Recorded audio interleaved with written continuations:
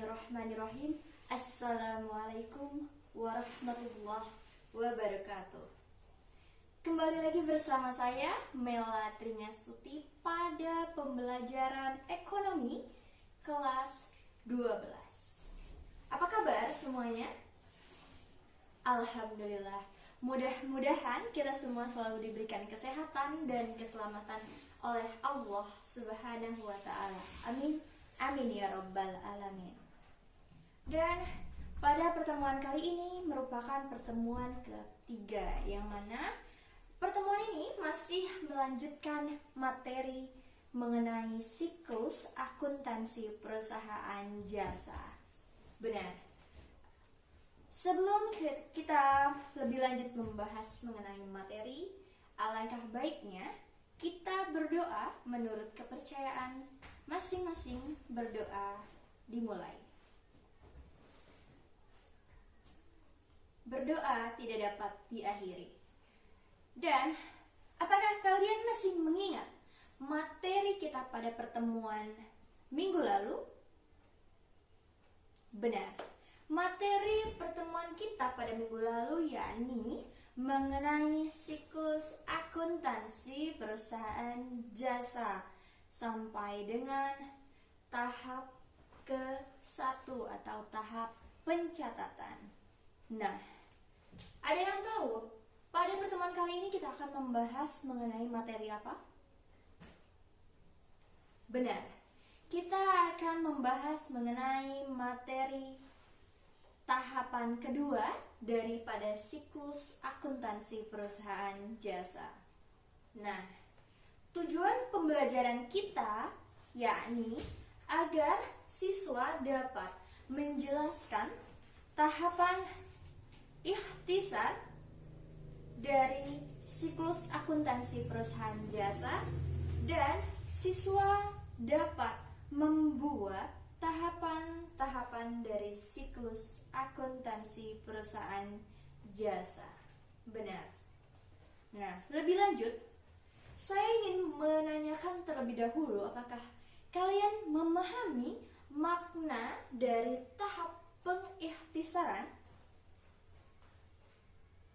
Ya, untuk kalian yang sudah memahami bahwa tahap pengikhtisaran adalah tahap penyederhanaan, dari mana tahap yang telah kita lakukan, yakni tahap pencatatan. Nah, tahap pencatatan itu kita ingat-ingat lagi bahwa terdapat bukti transaksi, benar. Kemudian kita melakukan penjurnalan atau membuat jurnal umum. Selanjutnya kita memposting ke dalam buku besar. Nah, tahap pengikhtisaran ini merupakan ringkasan atau penyederhanaan dari tahapan pencatatan, yang mana di dalam tahap pengikhtisaran ini di dalamnya dibuat daftar saldo. Nah, apa sih daftar saldo itu? Betul. Daftar saldo adalah di mana di dalam suatu kolom itu terdapat kumpulan dari akun-akun yang di dalamnya merupakan saldo akhir daripada buku besar yang telah dibuat di tahap pertama, yakni tahap pencatatan. Baik, untuk kalian yang mau tahu nih, daftar saldo itu bentuk kolomnya seperti apa sih? Nah, tuh, lihat kan? Ini merupakan bentuk atau kolom daripada neraca saldo atau daftar saldo. Ya, untuk kolom pertama itu terdapat nomor, yang mana akan diletakkan nomor akun atau nomor referensi dari tiap-tiap akun. Contohnya yakni akun 101, yakni akun kas. Benar, seperti itu. Kemudian untuk kolom yang kedua, yakni kolom keterangan yang kita isi dengan nama dari akun tersebut. Mudah, jadi kita tinggal memindahkan dari buku besar, itu kita sesuaikan nomor akun, kita letakkan di kolom nomor. nama akun kita letakkan di kolom keterangan. Kemudian setelah kolom keterangan, kolom yang ketiga yakni kolom debit. Yang mana kolom debit ini diisi atau dituliskan nominal-nominal dari saldo akhir akun-akun yang kita buat di dalam buku besar. Saldo akhirnya saja ya, apabila kas itu kan akan terletak di sebelah debit, maka kita pindahkan saldo akhir daripada kas tersebut di kolom debit. Benar. Kemudian setelah kolom debit kita buat kolom kredit, pasangan daripada kolom debit. Benar. Nah, contoh yang kita masukkan ke dalam kolom debit sama halnya dengan tadi saldo kas, saldo akhir daripada buku besar kas. Nah, untuk di kolom kredit, akun apa yang biasanya terletak di kolom kredit? Benar, kolom hutang atau liabilitas. Hutang itu saldo akhirnya pasti ada di sebelah kredit. Maka dari buku besar hutang kita tinggal pindahkan saja saldo akhirnya ke sebelah kredit. Seperti itu. Mudah bukan? Ya. Jadi kita sudah tahu nih kolom-kolom daripada daftar saldo. Jangan lupa kita buat judul dari kolom daftar saldo tersebut. Kita tuliskan nama perusahaan, kemudian kita tuliskan judul daftar saldo, kemudian kita tuliskan juga periode dari pencatatan tersebut. Misalkan kita buat periode 1 sampai 31 Desember 2015. Nah, kita tuliskan periodenya. Jadi, harus diingat bahwa setiap kita melakukan sebuah pencatatan atau sebuah tahapan daripada siklus akuntansi, kita tuliskan judul untuk lebih memahami atau memudahkan perusahaan dalam memperoleh informasi yang kita buat atau informasi transaksi yang dibutuhkan oleh perusahaan. Mudah kan? Nah, apa saja setelah kita melakukan daftar saldo nih, kita mau membuat apa? Nah, kita akan membuat jurnal. Bukan jurnal umum lagi, tapi jurnal yang dibuat di akhir periode tertentu, yakni jurnal penyesuaian. Apa sih jurnal penyesuaian itu? Nah, jurnal penyesuaian adalah suatu catatan yang akan menimbulkan akun-akun baru karena adanya transaksi yang belum terselesaikan di periode tersebut. Bisa dipahami?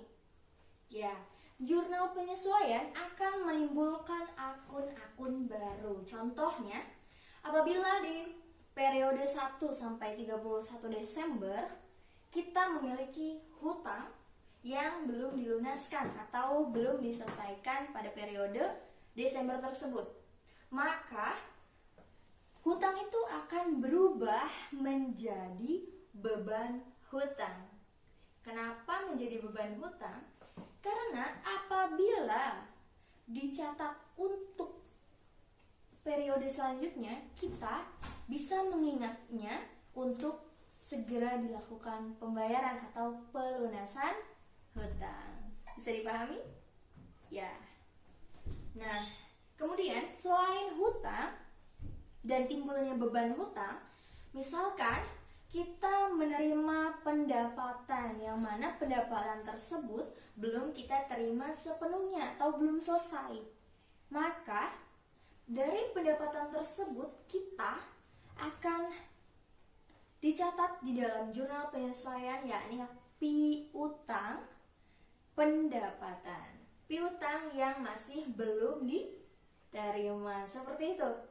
Jadi timbulnya atau munculnya akun-akun yang baru itu disebabkan adanya penyesuaian. Bisa dipahami sampai sini? Ya, benar. Jadi di dalam jurnal penyesuaian ini kita perlu lebih memahami akun-akun apa saja yang akan muncul, ya kan? Akun apa saja yang akan timbul ketika terjadi transaksi yang belum terselesaikan.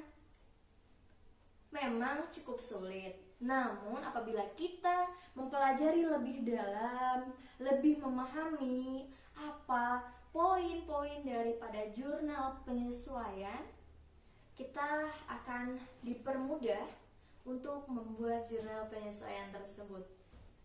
Oke, mungkin kalian ada yang bertanya, bagaimana sih bentuk kolom dari jurnal penyesuaian?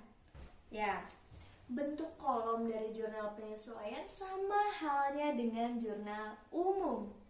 Karena yang membedakan hanyalah transaksi yang terjadi di jurnal penyesuaian seperti itu. Dan perbedaannya juga, jika jurnal umum itu dibuat di setiap transaksi, bedanya jurnal penyesuaian dibuat di akhir periode, ya, karena akan tutup buku dan dilanjutkan dengan periode selanjutnya. Seperti itu, mudah kan? Baik. Nah, setelah kita membuat jurnal penyesuaian, kita juga akan dipertemukan dengan worksheet atau kertas kerja, atau juga namanya neraca lajur. Kalian ada yang sudah tahu apa itu kertas kerja? Benar, kertas kerja merupakan suatu penggabungan daripada daftar saldo, penyesuaian, laba rugi, serta posisi keuangan. Oke, bisa dipahami sampai sini? Dan neraca lajur ini atau worksheet ini, itu sebenarnya kita hanya memindah-mindahkan saja, hanya menggabung-gabungkan saja tahapan yang sudah kita lalui sebelumnya. Kayak tadi kita udah membuat daftar saldo kan, terus kita sudah membuat jurnal penyesuaian kan. Nah, kemudian kita juga sudah memahami tuh cara membuat laporan keuangan dari pertemuan pertama, yakni persamaan dasar akuntansi. Kemudian kita juga belajar membuat laporan posisi keuangan, ya kan. Nah, jadi kita tinggal memindah-mindahkan saja atau menggabung-gabungkan saja dari daftar saldo, penyesuaian, laba rugi, yang mana laba rugi ini di dalamnya itu akun-akun nominal, yakni akun beban dan akun pendapatan, serta ada posisi keuangan yang mana di dalamnya terdapat akun-akun real daripada perusahaan. Nah, membahas mengenai akun nominal dan akun real, sekilas akan saya ingatkan bahwa akun nominal ini akun yang berkaitan dengan penerimaan dan pengeluaran berupa beban perusahaan yang nominalnya itu mempengaruhi laba dan rugi dari perusahaan tersebut. Sementara akun real merupakan akun yang mana kita pelajari di dalam persamaan dasar akuntansi, yakni aset, liabilitas, dan ekuitas. Mudah untuk membedakannya. Nah, bagaimana cara untuk kita memahami tanpa mempraktikkan siklus akuntansi ini? Cukup sulit, bukan? Apabila kita cuma mendengarkan penjelasan daripada guru atau pendidik atau yang mengarahkan atau mentor saja tanpa kita mempraktikkan atau membuat, apakah itu bisa untuk kita lebih memahami apa siklus akuntansi itu? Nah, makanya saya di sini memiliki contoh soal yang mana saya harapkan kalian bisa berlatih untuk mengerjakan soal yang saya buat ini. ya kan? Untuk kalian bisa lebih memahami gimana sih siklus akuntansi perusahaan jasa. Kok saya masih belum ngerti sih, padahal saya udah mendengarkan berulang-ulang penjelasan daripada guru saya. Seperti itu misalkan. Nah, karena ilmu atau pelajaran akuntansi ini perlu dipraktikkan untuk kalian lebih bisa memahami apa dan bagaimana membuat siklus akuntansi perusahaan jasa, seperti itu. Nah, untuk itu saya sudah membuat daftar-daftar nama kelompok. Jadi saya tidak mau membebankan kalian untuk mengerjakan sendiri-sendiri. Saya sudah membuat daftar nama kelompok kalian masing-masing, yang mana bisa kalian cek di Google Classroom yang sudah saya tulis linknya di bawah. Dan kelompok tersebut saya buat 5-6 orang, yang mana kalian bisa saling bekerja sama mengerjakan contoh soal yang saya buat dari tahapan awal, yakni pembuatan jurnal umum, kemudian pembuatan buku besar, daftar saldo, jurnal penyesuaian sampai dengan pembuatan worksheet. Oke? Begitu. Pertemuan kali ini merupakan pertemuan yang ketiga, yang mana nanti kita akan memasuki tahapan terakhir daripada siklus akuntansi, yakni tahap pelaporan. Benar. Untuk itu, saya harap kalian bisa memahami materi yang saya sampaikan pada pertemuan kali ini dan masih mau memahami pertemuan kita sebelumnya, yakni mengenai materi tahap pencatatan akuntansi. Oke?